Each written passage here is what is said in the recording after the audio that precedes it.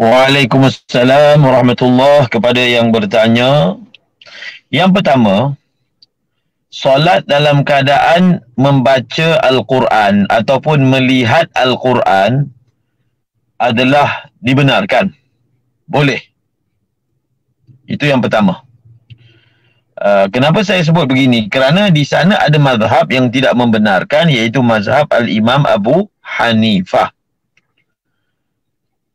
Solat tidak boleh melihat Al-Quran. Yang kedua adalah, adakah boleh makmum yang di belakang memegang Al-Quran dan menyemak imam yang hafiz?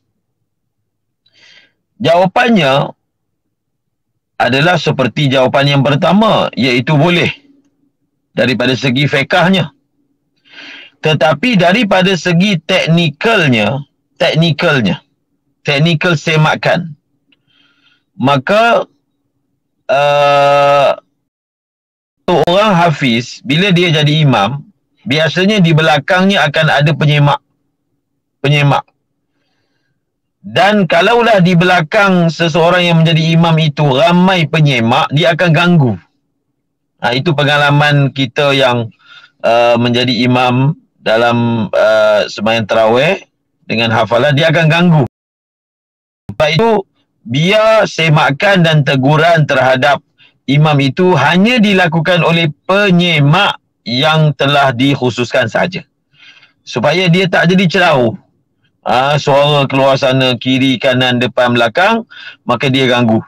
Itu daripada segi teknikalnya, penyemak itu hanyalah yang dikhususkan sahaja. Yang seterusnya, antara makmum itu imam baca dan mereka tengok Quran untuk semak dengan tidak melihat Al-Quran, yang mana lebih baik? Yang lebih baik adalah tidak melihat Al-Quran. Secara pastinya, sebenarnya kalau satu orang makmum itu dia buka Quran untuk semak imam baca, dalam keadaan dia bukan penyemak yang khusus, dia akan hilang tawajuh. Dia akan hilang apa? Dia akan hilang tawajuh. Sebab otak dia ataupun tumpuan dia itu akan diganggu dengan pandangan mata dia. Pandangan mata dia pada mushaf tersebut. Adapun penyemak yang khusus, seorang hafiz, ketika dia menyemak imam, dia tak tengok Quran. Dia menyemak dengan hafalannya. Adapun seorang makmum yang melihat Al-Quran, dia akan ganggu. Jadi kalau ditanya, adakah lebih baik dia melakukan seperti itu, iaitu ketika imam hafiz dia juga buka Quran? Jawapannya tidak. Jawapannya tidak bagus, tidak afdal. Quran ajar kita bila dibaca Al-Quran, kita dengar.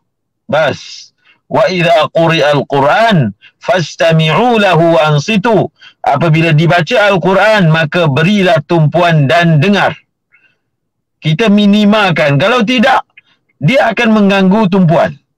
Kita akan kehilangan benda yang penting dalam solat, iaitu khusyuk. Baru ni ada satu orang pengerusi masjid bertanya kepada saya, adakah boleh masjid membuat paparan skrin bacaan imam. Maksudnya imam baca muka surat berapa, maka paparan skrin itu akan dibuat di hadapan makmum supaya makmum ketika solat melihat skrin.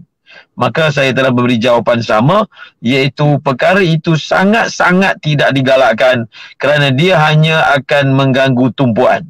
Kita bila solat disuruh tengok tempat sujud, fokus. Tapi kalau kita letak skrin, makmum dia akan jadi solat tengok depan. Dia akan tengok depan. Dia akan hilang tumpuan. Nanti bila imam baca laju, dia teraba-raba nak cari kat mana baca imam. Itu semua adalah tidak betul dan tidak tepat. Buatlah seperti yang dilakukan oleh para leluhur kita. Ada satu orang yang semak, kita ni dengar je. InsyaAllah itu lebih bermanfaat. Baik, terima kasih banyak Ustaz.